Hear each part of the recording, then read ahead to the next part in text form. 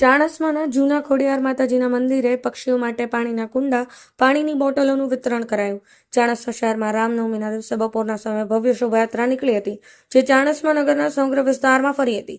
જેમાં ચાણસ્મા ખાતે આવેલ જૂના ખોડિયાર માતાજીના મંદિરે દાતાના સંયોગથી પક્ષીઓ માટે પાણીના કુંડા તથા ઠંડા પાણીની બોટલનું વિતરણ કરવામાં આવ્યું હતું.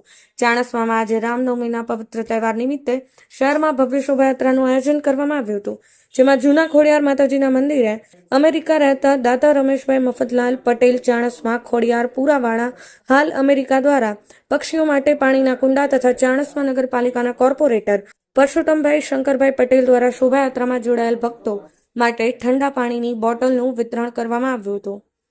ચાણસ્મા વોર્ડ નંબર 5માં અમે સેવાનું કામ જૂના ખોડિયાર માતાના મંદિરે સેવાનું કામ કરીએ છીએ જૂના કેટલાય વર્ષોથી.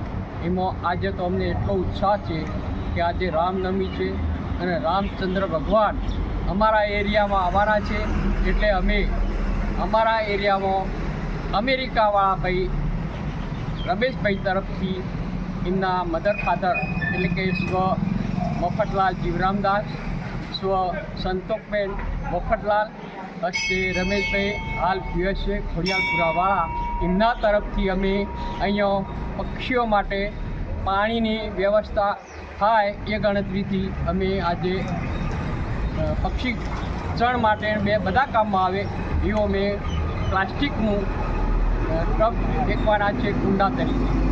અને અનુસંધાનમાં હું પટેલ પરસોત્તમભાઈ શંકરદાસ દેવી રૂપે મારા તરફથી અમે પાણીની વ્યવસ્થા, ઠંડા પાણીની વ્યવસ્થા કરી છે.